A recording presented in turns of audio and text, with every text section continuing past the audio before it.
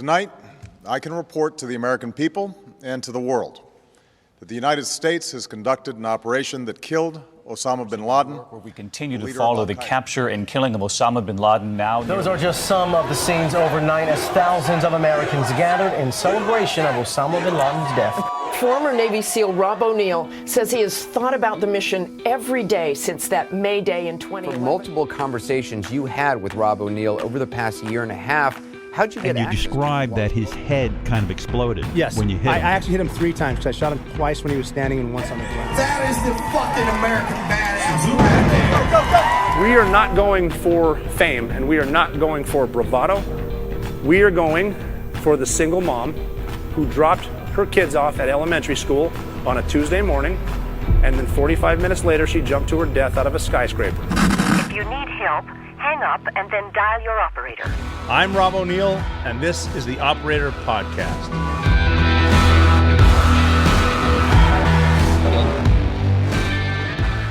Well, welcome back to Wacky World. Episode 132 of the Operator Podcast. Thanks for coming back. Great to have you with me. I really appreciate your time. I know you got a lot of stuff to do, so listening to me run my mouth is it's an honor. So thanks for doing it.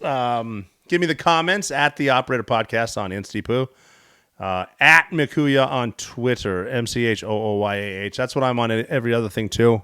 I'm sure I told you the story how I got that name. MC Huya is what they call it, Mick Huya, whatever.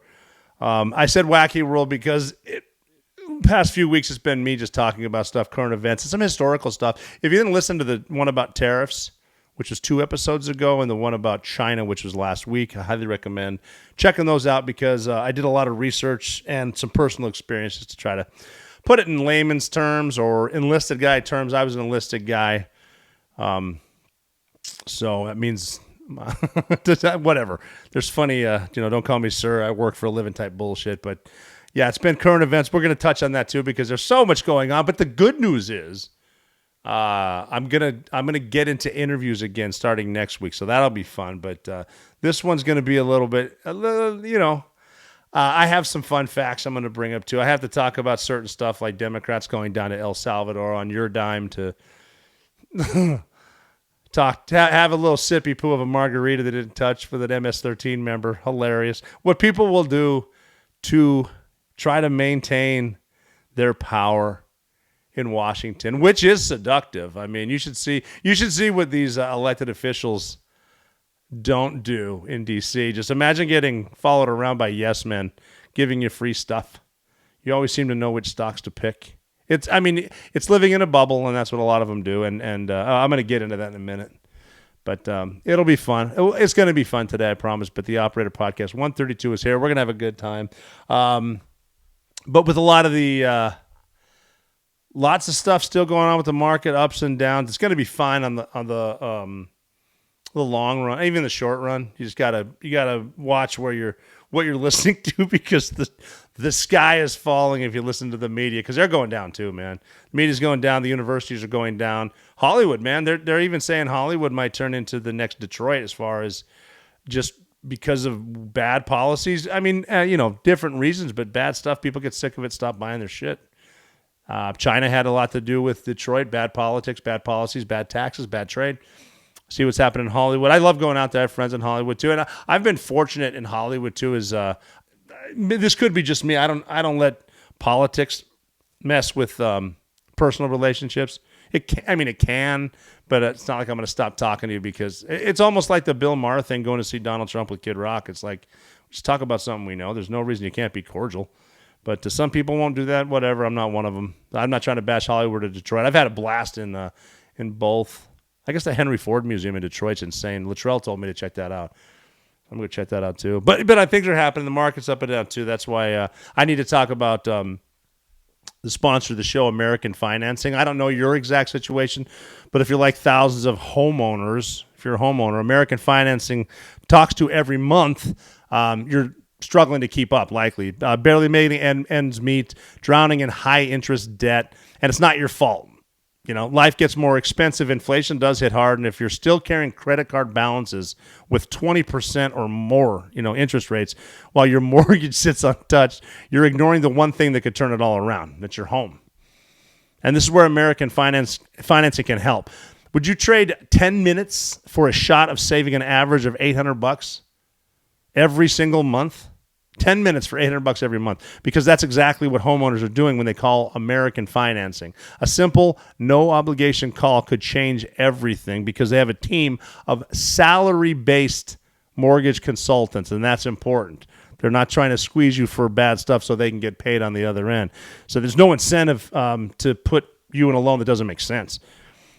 And there's no upfront fees to find out how much you can save. So don't wait. Call American Financing today and start feeling that relief. That number is 866-889-5154. 866-889-5154. Or go to AmericanFinancing.net/operator. AmericanFinancing.net/operator. Get that peace of mind. But a couple episodes back, I got some pretty good comments about content and whatnot. And I've always said, if you contact me at the Operator Podcast on Instagram especially, the chance of getting answered are pretty good.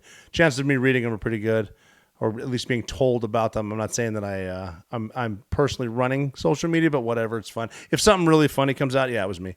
If something shitty comes out, definitely someone that I work with. But no, if I'm wrong, I'll admit it. And I like to do that. I like for people to listen, and then if I say something bad or wrong, to be told. But I did get one comment that said that I was getting a little too political once in a while, and I can agree with that. It's hard. It's hard not to, because I'm kind of a news dork. I read a lot of current events. I'm always listening to audiobooks, trying to know history and stuff like that. So it's hard for me not to see what's happening, especially as someone who fought for this country, or even saying fought for this country is a tough one too, because fighting for this country is usually defending this country. So, going into Abbottabad, Pakistan, yes, that's fighting for your country. That's avenging 9/11. Revenge, whatever, is a great word. Invading Iraq, not so much. A lot of the foreign wars we get into because people work for certain places get really rich, and if you go against the military-industrial complex, both sides of the aisle are going to come after you. And the politics that I see involved, because I've been to D.C. a bunch of times. My first job was in D.C. after the Navy. I actually worked up there while I was at SEAL Team 6. I'm not going to get into those details because those are some things that we don't talk about. But that place is a shithole full of bad people.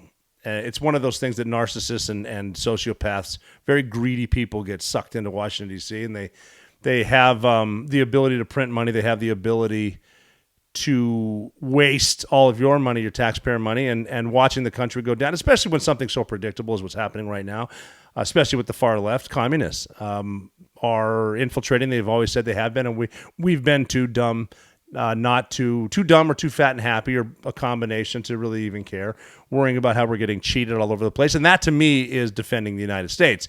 You need to have strong borders. You need to have nuclear families. You need to have good schools, but they should be run by the communities in the state, not by the ridiculously fucked up Department of Education. It's just ridiculous how bad that thing is. But the infiltration of this country is something that I see happening. I'm not a Republican. I'm not a Democrat. I'm an independent thinker.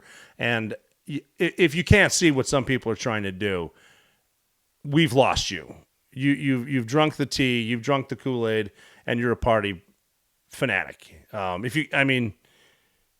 It's ridiculous to see watching Maryland Senator Chris Van Hollen go down to El Salvador because of an MS-13 gang member. I mean, even to defend that dude. Well, he's not MS. Yeah, he fucking is, and he's an illegal alien. He's been living here for. I don't give a shit. He's a union member.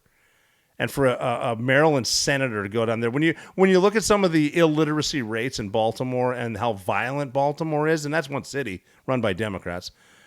Actually, so the both senators and all, eight? No, is it 8 or 6? Whatever. Every congressperson, every senator are Democrats. Not a lot of bipartisan shit going on there. So Van Hollen goes down there for one reason. a photo op, even with the margaritas. He said they weren't even sipping or whatever. That's the kind of crap he's pulling because the Democrats have no one to run in 28, and he's posturing. He's trying to get well known. That's what he's doing. You never heard of him. You probably never will again, but that's him. But it's like, dude, why aren't you in Maryland working on the literacy rates, working on the crappy cities and the crappy schools? And hey, by the way, too, I've had a blast in Maryland, and I go to Maryland, and I dig Maryland, but you're defending an illegal alien MS-13 gang member. MS-13 is a terrorist organization now, and you're going to fly down there on the government's dime. On your dime, not the government's dime. The government doesn't make money. Taxpayer money flew down there. And he was asked that point blank. Two questions he was asked that stuck out to me were did you ask him if he's an MS-13 member? His answer was so bogus. He's like, well, we've seen before in testimony. Just answer it. You flew down there, you couldn't ask him? No. He's posturing. And the other question, what was the other question? Who paid for it? And he said, just like all congressional trips, meaning the taxpayer. This fucking idiot. Senator Van Hollen, idiot. Just wasting your money, and then he's blaming bad behavior with bad behavior. Well, just like all congressional trips, which are mostly boondoggles anyway, which you, as a taxpayer, should be concerned about. He's a bad person wasting your money. That should bother you. The fact that what they're doing right now because they hate Donald Trump and they love the cushy little USAID / Clinton Foundation Haiti stuff, Epstein Island. They love their cash cows. They love their dirty little secrets. They don't want anyone coming in there, and they will do anything to stop it. Anything. Both sides have these people too. The Koch brothers are sending people into the Department of Defense. We're seeing that stuff come out right now. They want to get rid of Pete Hegseth because that's Trump's appointee. Pete Hegseth is under fire right now. It's going to be the Signal thing. Still, bad idea. But what's nice right now is Trump administration 2.0 does not give a fuck what you think of him. Doesn't care about the polls, not trying to win everyone over. Here's the plan, here's the vision. We have the House and the Congress. I was voted in a landslide. This is what we're doing. He's not going to fire Pete Hegseth, and he shouldn't.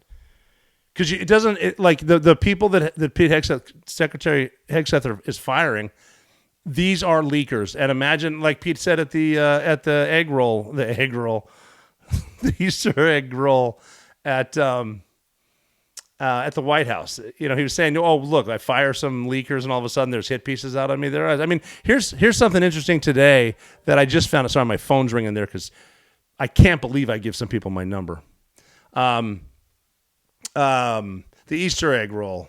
He's getting ambushed by reporters. They're asking him about whatever. He's not going anywhere. He's firing people. But listen to this shit. At the DOD, at the Pentagon, there's the Defense Policy Board for the Department of Defense. Here's three people that are on that board still: Eric Edelman, Michelle Flournoy, and Susan Rice. These are all appointed operatives. Eric Edelman, who's on the board in 2020, along with 130 other former Republican national security officials, they throw that in there too. These are deep state. Signed a statement that President Trump was unfit to serve another term. And he said, to that end, we are firmly convinced that it is in the best interest of our nation that Vice President Joe Biden be elected the next president of the United States, and we will vote for him. That is a political operative. He knows where his bread is buttered, and he's still there, which means he still has a clearance. Michelle Flournoy, in 2011, then Undersecretary of Defense for Policy, helped persuade President Obama to intervene militarily in Libya, despite opposition from some in Congress. But anyway, I mean, even since World War II, we don't need to get Congress to declare war. But Libya wasn't what they said it was. They're not because Gaddafi's a bad guy. Was he a bad guy? Probably. So was Saddam Hussein. We invaded them. We, bombed him in Libya. The rise of ISIS, man. Because they want to eventually get to Syria too. She's she's doing it because there's going to be a lot of money. I think she worked for Booz Allen Hamilton, making $500,000 a year. I don't have those numbers written down, so if I'm wrong, I'm wrong. I'm not wrong. I might be wrong with the number. Susan Rice, after the Benghazi thing, she was the one that went on 5 networks and said that was due to spontaneous protests because of a video, and Hillary Clinton we're going to find that video. Those 3 all sit on the Defense Policy Board still. They slither in and they do this, and they try to undermine this administration because they don't want you, the taxpayer, to know what is going on. And you should be extremely frustrated with that. For some damn reason, people still believe these people. Al Gore's out there calling Trump Hitler. Do a little research and see who Hitler actually was. See who Joseph Stalin was. I mean, Stalin killed more people than Hitler. People don't talk about that shit. He's pretty bad too. And here's another little food for thought, just because you should be seeing right now that not everything is what you used to think it was. Even with the Kennedy files, you're seeing that. You know who told us that Hitler killed himself in Germany? The Russians told us that. What do you think happened? A lot of Nazis tried to form the Fourth Reich in Argentina now, didn't they? A lot of German-speaking towns in Argentina. Is that where Hitler died? I'm just saying, crazy shit going on. And they got to get rid of these swamp rats. They can't. I mean, the only way out of this is to move out of D.C., but this is it, and this is what we're in for. But the good news is, I don't think that Hegseth is going to get fired. I don't think Donald Trump's going to do that. But they got to tighten their circle a little bit. But there's bad people in the wire. There's people that don't have your interest, your community's interest, or your nation's interest in their mind. They have their pockets and their power. And I'm just imploring you to see this. Well, the weather is up and down, but it's still time for a little bit of that spring cleaning. It's come here, and to be honest, I'm excited because that's a time to go through my stuff and get rid of crap that, I don't need. Some of the clothes you think you're holding on to for sentimental value, whatnot. Donate a bunch of that stuff too. But I need to bring up spring cleaning because of the sponsor of the show, Mando. I've been using Mando whole body deodorant, and it is a game changer. It's from the founders of Lumi. Mando whole body deodorant is helping men conquer their odor in a brand new way. I like the way it makes me start my day, cool and clean, and Jessica gets to wake up to the freshness. When I spray that stuff too, she thinks I just lit a candle in there because of other reasons, but it smells really nice. And it works all over, so use it anywhere when you want to unleash it. Confident off the bat, straight talk, badass packaging it comes with. Perfect for your package. This packaging is so good, it's perfect for your package too. And you go to the gym a lot, gym rat, surfer, glutton for punishment, Mando takes the guesswork out of confidence. And the special offer right now, new customers get $5 off a starter pack with our exclusive code and link. Use code THEOPERATOR at shopmando.com. shopmando.com. That whole body deodorant, like I said, you can use it anywhere. Pits, balls, thighs, folds, balls, butt cracks, your feet. Did I mention balls? Created by a doctor who saw firsthand how normal BO was being misdiagnosed and mistreated, is clinically proven to block odor all day and control odor for up to 72 hours. That's 3 days for you stinky people. And the Mando deodorant products, the options, the solid stick deodorant formulated, powered by mandelic acid to stop odor before it starts. The spray deodorant, aluminum-free, ideal for hard-to-reach places, like I mentioned a couple times. Baking soda-free, all kinds of good stuff, vegan. The bourbon leather, Clover Woods Mount Fuji Pro Sport, clinically proven to control odor better than soap alone. So if you want to try America's #1 whole-body deodorant right now, you can find them at Walmart, Target, other retailers across the country, or for best deals, go to, like I said earlier, shopmando.com. Mando Starter Pack is perfect for new customers. It comes with solid stick deodorant, cream tube deodorant, 2 free products of your choice. Lots of cool products, but I'm still going with the mini body wash and the deodorant wipes because those are perfect for Ranger showers. If you don't know what a Ranger shower is, look it up, and it's good to get on the go quick. Special offer for listeners, new customers get $5 off a starter pack with our exclusive code. That equates to 40% off your starter pack when you use code THEOPERATOR at shopmando.com. shopmando.com. Code THEOPERATOR. Smell fresher, stay drier, boost your confidence from head to toe, and tell them you were sent by the operator. Shopmando.com. Code THEOPERATOR. I love the fact that it's April 23rd today, because I am a bit of a history buff and I make a note of trying to find out what happened every day. And it's convenient because if you screw up, you'll have another April 23rd in like 364 days-ish, give or take. But April 23rd is cool. A couple things coming up, but I like this one for a number of reasons. There was a dude named Theodore Samuel Williams who was, you might have heard of him as Ted Williams. He was widely regarded as one of baseball's greatest hitters. He was known as the Splendid Splinter, and he's the last Major League Baseball player to hit 400 in a season. And I guess there was a point in that, I didn't look this part up, but during the season where he was hitting 400, he could have sat out a last few at-bats to maintain there, or if he didn't get a hit, this is in 1941, he didn't, and he kept hitting. He ended up batting 406 in 1941. And that's just cool, but like Ted Williams is so cool for a couple of reasons, but the way that his military service at the peak of his baseball career, it interrupted it for a couple of years. So he was able to serve in World War II, but also be a badass hitter. On April 23rd, though, 1939, 20-year-old Ted Williams, his rookie, he's in the batter's box at Fenway Park. And if you haven't been to Fenway Park in Boston, again, bucket list stuff, great place to watch baseball. I actually was able to throw out the first pitch there a number of years ago. So cool. Great story. Great place. But they were playing the Philadelphia Athletics. Oh, I said it right. A lot of stuff's happened since then. And it was the Red Sox fourth game of the season. In the first inning with 2 outs and a runner on base, Ted Williams was facing right-hander Bud Thomas, and Williams launched a 2-run home run into right field, which would be the first of his 521 career home runs. He actually finished that game 4 for 5.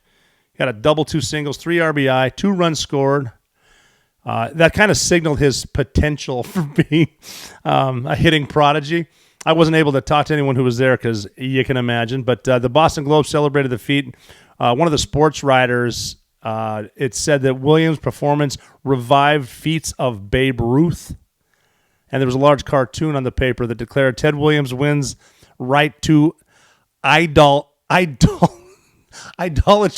of fame. You know what? I hate when I see words that I've written down that I forget what the hell, how they're pronounced. It was a pretty cool cartoon. Again, I never did see that.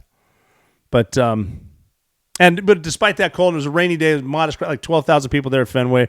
It marked a turning point for Ted Williams. It cemented Ted Williams as someone to watch.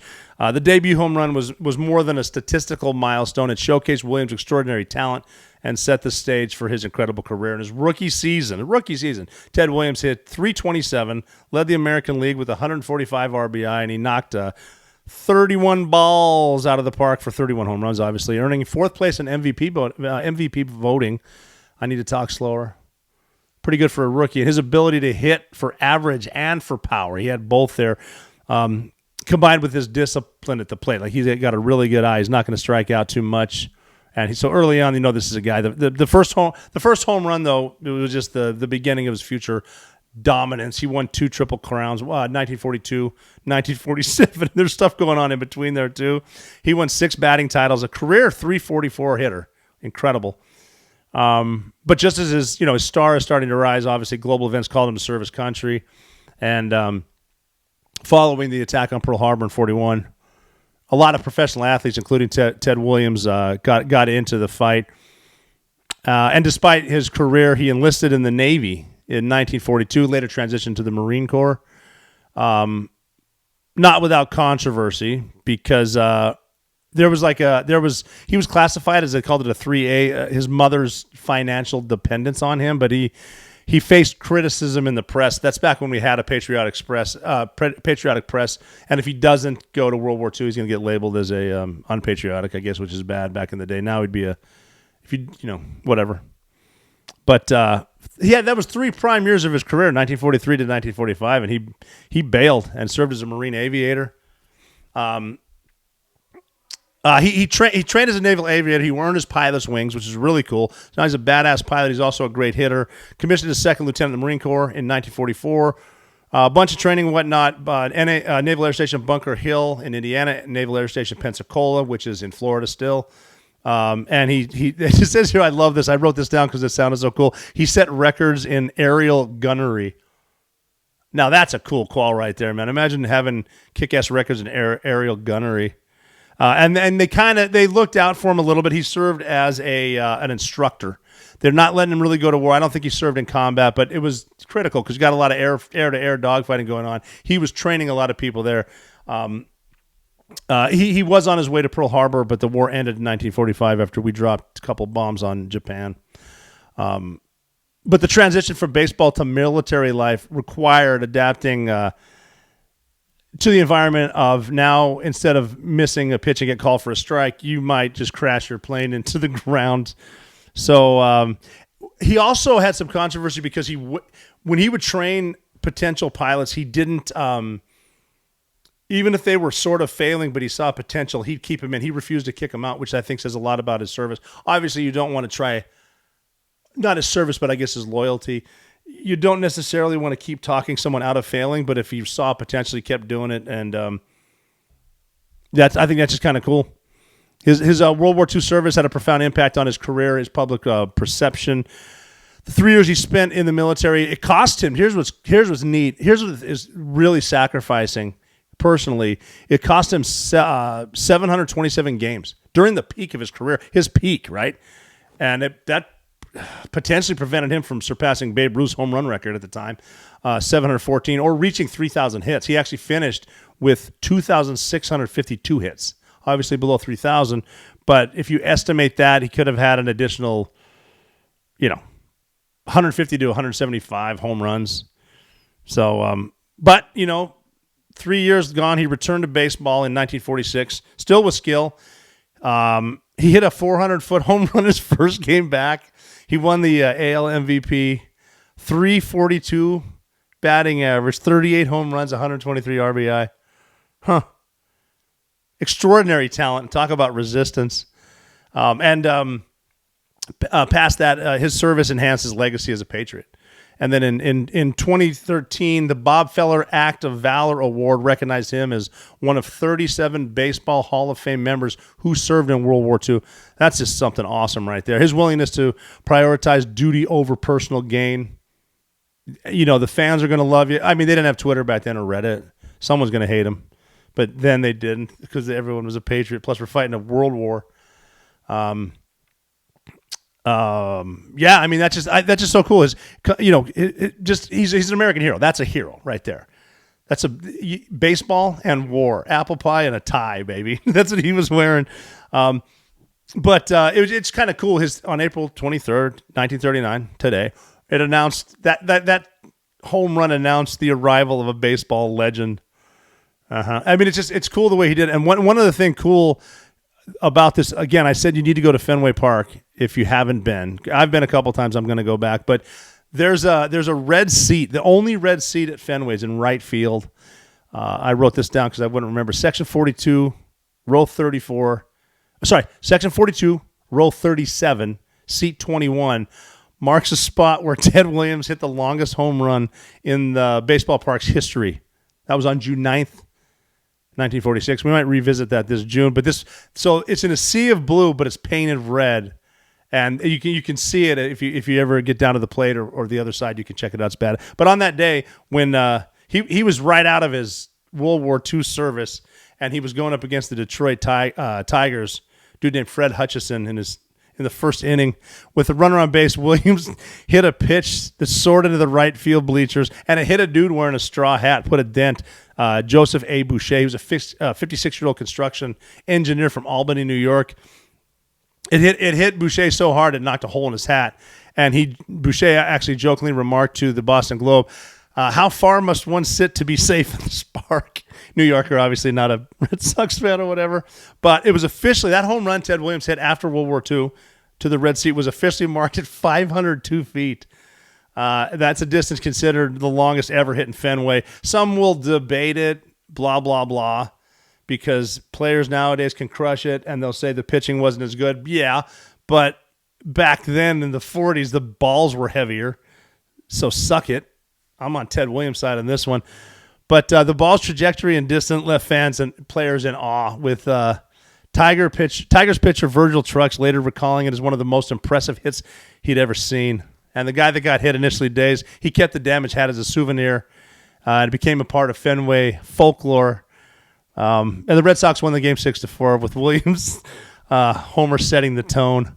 Then in 1984, the Red Sox painted the seat red to honor his Ted Williams. And it's a pilgrimage. If you ever go there, you can see it. I've sat in the seat. Some of my daughters have sat in the seat. It's just cool to see. It's just an embodiment of Williams' raw power, his return to dominance after war. 502 feet, you kidding me? Even Sierra skeptics, obviously, again, including Ted Williams himself, he questioned the exact distance. He suggested modestly, it might be closer to 450 or 475 due to wind or, the measuring inaccuracies. But the red seat's there, a symbol of Ted Williams' legacy, and people go there just to see that stuff too. It's just awesome to see. So again, his first home run though was hit on April 23rd.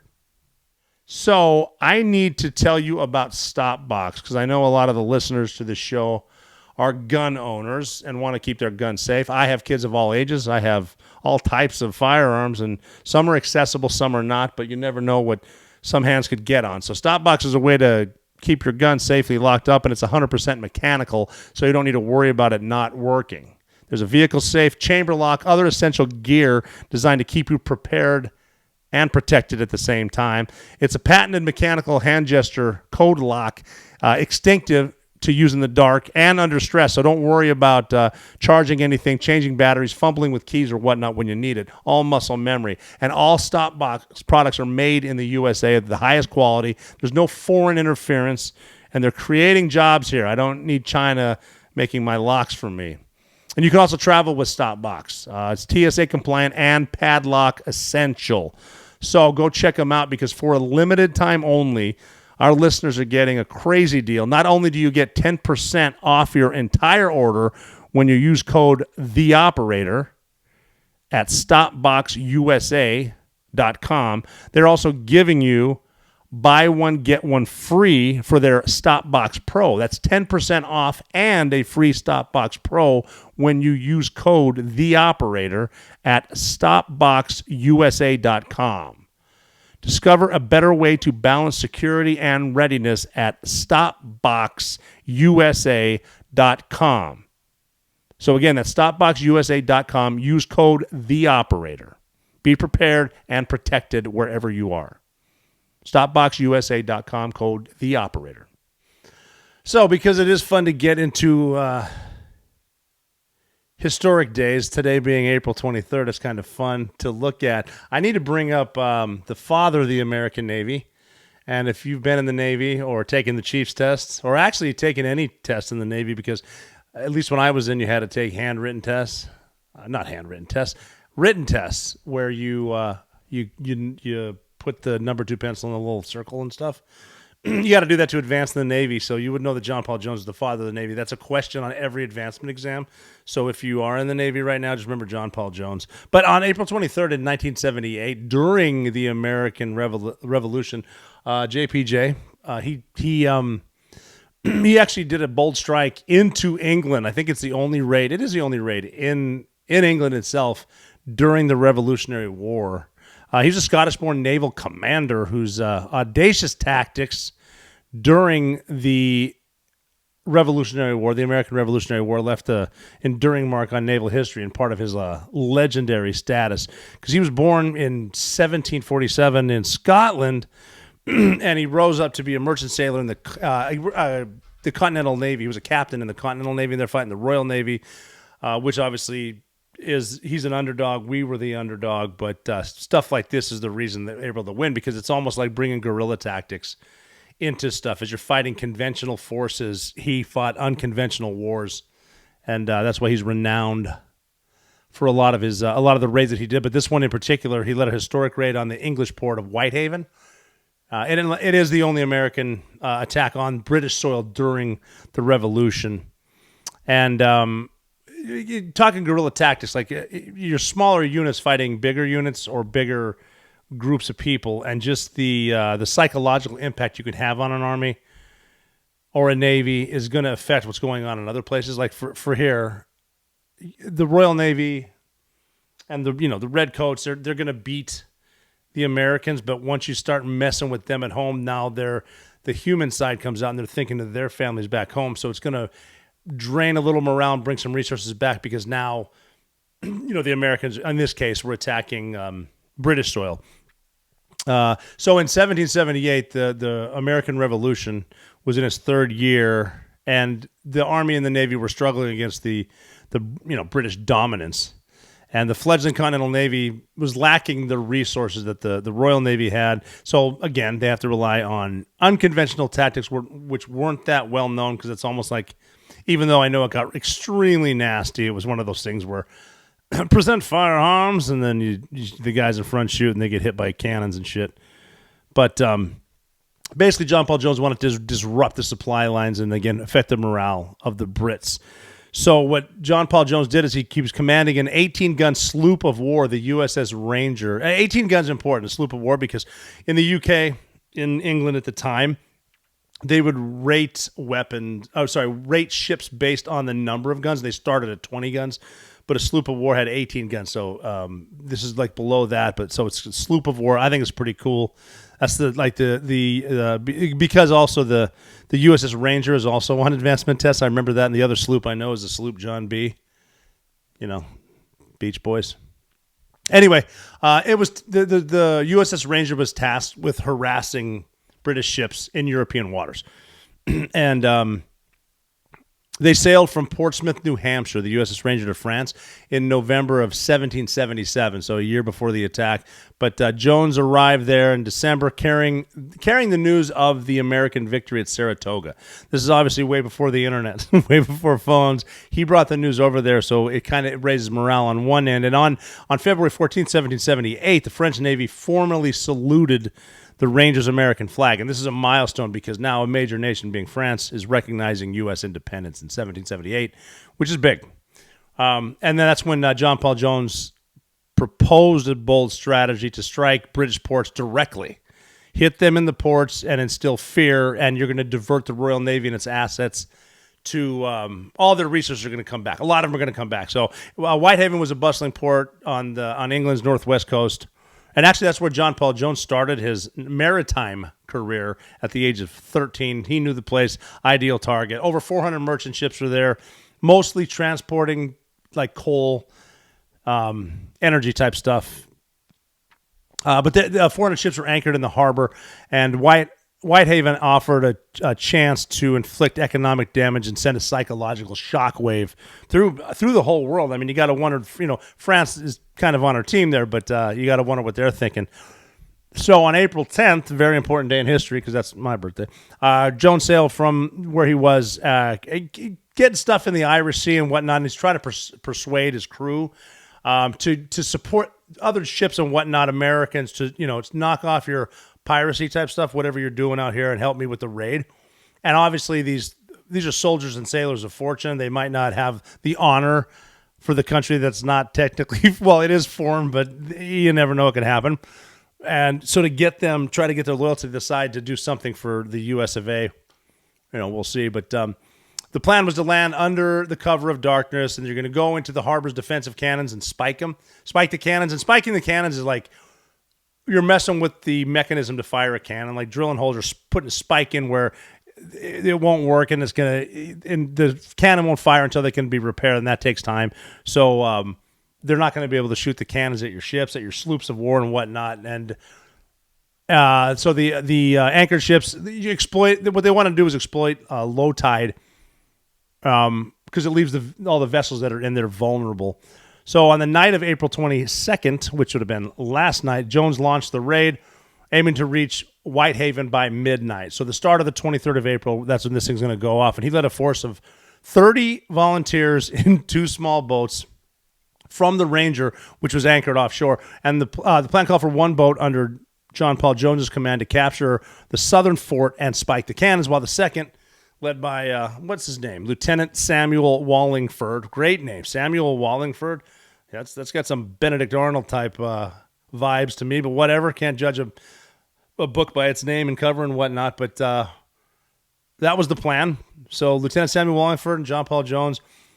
Wallingford was going to target the North Fort. So that's what's going on. Both groups were to ignite the merchant fleet, the coal ships especially, hoping the flames would spread to other ships that are there. They're trying to burn a lot of the place down, spike the cannons. Again, more of a psychological impact. But they faced immediate setbacks. Strong winds, obviously. The weather's a factor. Don't forget to do your maritime stuff. What's the water doing? What's the weather doing? How are the tides? Shifting ebb tide delayed the boat's journey, pushing their arrival to dawn. Now, it was going to be midnight. Now it's dawn on April 23rd. But Jones's team successfully captured the southern fort bloodlessly. No one got hurt. Spiked the cannons to prevent defensive fire. However, the second boat, under you-know-who, instead of attacking the north fort, this is kind of funny, they actually gave in to the temptation of what was there. You know, jolly old England. So they started raiding a nearby pub to get booze. So John Paul Jones is the father of the Navy. I'm assuming some of these guys might be the father of underwater demolition teams because, hey, we'll be there in a second. We got to get some of that hooch. But Jones was undeterred, and he personally led efforts to disable the northern fort's gun. So he's doing a lot of stuff there. And lighting fires proved to be a challenge. Again, the weather effects. The lantern in both boats, they'd run out of fuel. And they forced Jones and his men to fetch light from a nearby house. So by the time they set other stuff ablaze with the canvas and sulfur matches and whatnot, they're trying to burn stuff down. Dawn is breaking, and that's when the people in town, not only is their pub being raided, but some bitches are out there trying to light fires and whatnot. So they're starting to stir up. And this is a time, too, where the locals are going to get untoward or whatever, and they're going to get angry. And so the townspeople are starting to stir. A crew member named David Freeman, he was on the mission, but he betrayed the mission because now he starts alerting more of the residents who quickly... There's fires burning that they had a tough time with some of the non-matches, lack of fuel, and he alerts this dude, David Freeman, starts alerting the locals. Now they're putting the fire out. What they're trying to do now is limit the damage to a couple of the ships. They don't want the ships burning down, again, for obvious reasons. Ships come in and out. That's where the commerce is. And then John Paul Jones standing on the dock with his pistol drawn, oversaw a hasty retreat. Now it's under cannon fire from cannons who obviously weren't spiked, and the town's waking up. But despite the failures, John Paul Jones and his men returned to the Ranger without casualties. That's pretty cool. It's a testament to his leadership under pressure. And the Whitehaven raid was tactically underwhelming.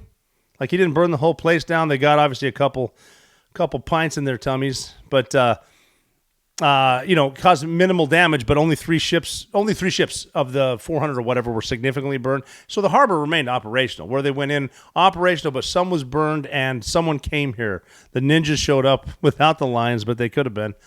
But its strategic and psychological effect was profound because that's the first American attack on British soil in over 700 years. I don't even know what that other one was. I obviously got to look that up. But it exposed the vulnerability at home for the Brits because they're thinking they can go forward and do all their, stealing land and whatnot. But this totally shattered the perception of the Royal Navy's invincibility, especially in port, because no one's going to come here and mess with them. And the British newspapers, there was a headline, one of the Evening Post that said, malicious attempts to those daring incendiaries. I love how they talk.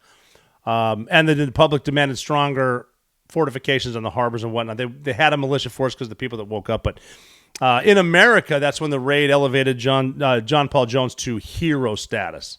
This is how he became the father of the Navy. His audacity, just despite failure after failure, showcased the Continental Navy's potential to challenge the British Royal Navy directly. And that's something said there, too. You got a team or a crew that is constantly beating you, but then all of a sudden you land that Rocky Balboa punch, and they're like, wait a minute, that's on our turf. And they did it. It also strained a lot of the British resources because, like I said earlier, the Royal Navy, they're diverted back home because we got to support the homeland. It eases pressure on everything in America, supply lines, the coastal stuff, the ports and bases that are there. And then this paved the way for John Paul Jones and his later triumphs. Like, he was the command of the Bonhomme Richard and his victory over the HMS Serapis in 1779, which is, again, another thing to deal with customs and courtesies in the Navy. That'll be on the test also. And it just that last one in 1779 cemented his legacy in the U.S. Navy. He did a bunch of other stuff, too. He's sailing around St. Mary's Isle wanted to kidnap Earl of Selkirk to exchange for American prisoners. And when I get the Earl, I love that title too, Earl. That should be somewhere in there between lieutenant commander and commander. There should be an Earl, I think. And on that raid too, trying to get the Earl of Selkirk, he stole Lady Selkirk's teapot. I guess it was made of silver or something. And John Paul Jones later apologized for it, and he returned it after the war. He gave the lady her Lady Selkirk her teapot back. And on April 24th. That would be in 1979, I believe. He captured the HMS Drake off of the coast of Ireland after a really fierce hour-long gun battle. And I've never been in a gun battle at sea, but I'm assuming an hour's a long gun battle. That's got to be rough. Rough way to go fighting at sea, and God bless those who did and do. But anyway, he continued to do stuff like that. It just kept cementing his legacy. And the Whitehaven raid, the one that he did on April 23rd, though a tactical misstep, it highlighted his John Paul Jones' willingness to take risks, even his crew's insubordination, because they might want to go back to pirating right there. They definitely went to the pub, whatnot. It showed what he could do and the challenges.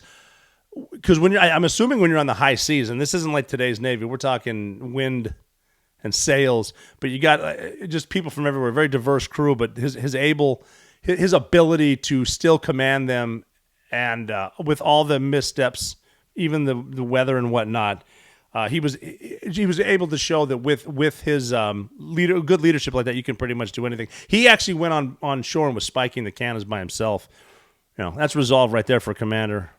And then the raid's psychological toll on the British amplified its significance, proving that even a small American force could strike the heart of an empire. And his career went on, too. More stuff that I remember learning in the Navy. His, again, 1779 victory at Flamborough Head is where he famously declared, "I have not yet begun to fight." You may have heard that. And that earned him a Congressional Gold Medal in 1787. Is that right? I must have written that down. No, 1787, that's right, because 77, yeah, okay. And after the war, get a load of this, though. This is going to be another episode, and I say that a lot, though. He was actually, because he was like a captain in the U.S. Navy, and he got recruited to the Russian Navy. Yeah. A lot of you might not know that. So John Paul Jones served as an admiral. He was given the rank of rear admiral in the Russian Navy to fight in the Black Sea against the Turks. So John Paul Jones, old JPJ, he's got a lot of history. Really cool dude. I mean, he's like a dude you might want to drink some of that stolen booze with. Pretty funny though. But now, so he ended up dying in Paris in 1792. But his remains are at the U.S. Naval Academy in Annapolis, Maryland, and it's honored by a Marine Guard. So it's symbolizing his legacy. But that Whitehaven raid on April 23rd, 1778, it really encapsulates. I keep saying that wrong. JPJ's audacity and this young country and its Continental Navy, the resourcefulness during the American Revolutionary War. You had logistical failures, weather didn't cooperate, crew insubordination, limited damage too. They'd really, 3 ships is not that bad, but achieved the strategic goal of unsettling Britain and boosting American morale. And a key to any good team is, one of the first keys is morale. If morale's down, it's going to suck. If morale's up, it's good. So you're hurting British morale, but you're elevating American morale. And Jones's leadership, navigating, almost a mutiny on board, and then all kinds of challenges, but still succeeding. This remains a landmark event.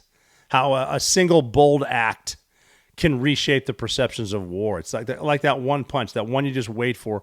What's bravery again? One more second. It was the only American incursion on British soil. It underscores John Paul Jones' role as a visionary commander whose legacy still to this day continues to inspire naval tradition. There's actually a ship called the USS John Paul Jones. It's an Arleigh Burke-class destroyer. And I love saying destroyer because the U.S. Navy didn't run out of words. Just call it a destroyer because it destroys you. Yeah, but that's John Paul Jones. That's some American history right here, April 23rd. Got to know your heritage.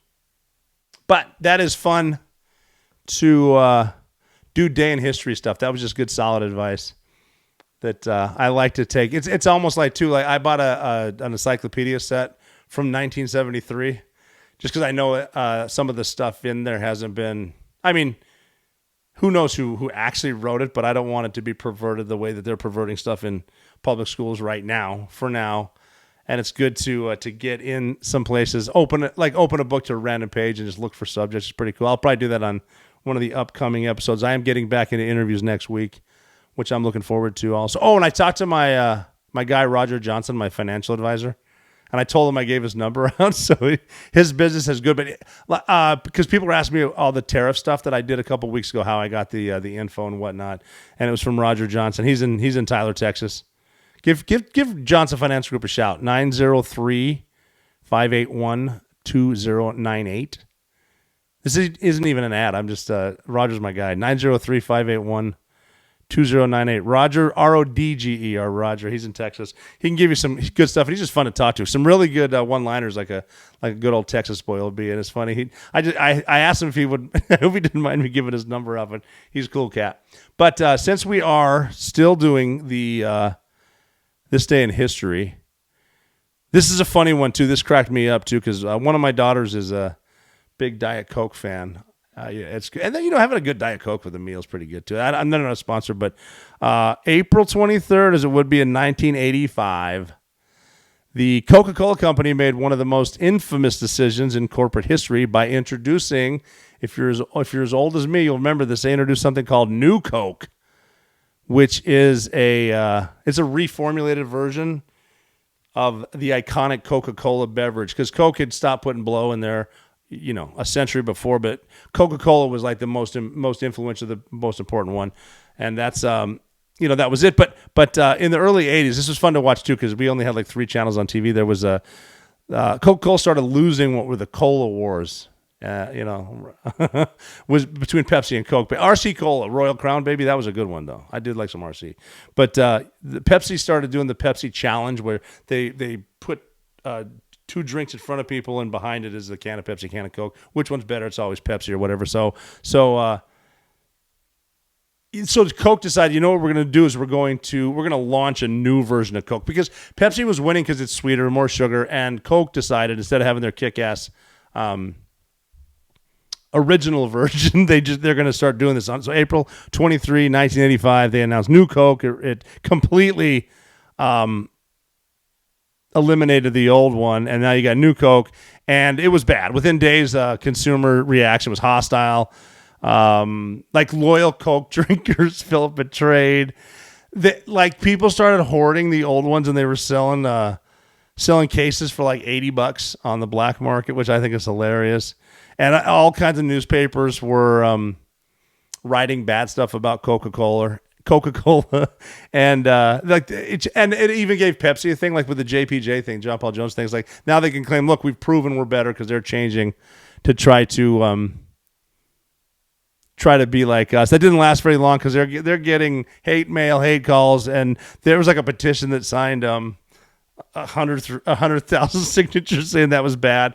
So they, it lasted a couple months. It was a disaster. But what did we get out of it was the original recipe. That's why they call it Coca-Cola Classic. That's kind of cool. So Coke made a bad call. That's the butterfly effect, man. Who knows? Good decisions, bad decisions. In a year from now, 30 years from now, maybe it's a great decision. That's just funny to watch that happen. That was a long time ago. April 23rd had a lot of stuff going on too. It'd be fun to go back there and look at that kind of stuff, and just remembering that if you can hit a heavy baseball 500 feet and stick with your original Coke, you're never out of the fight.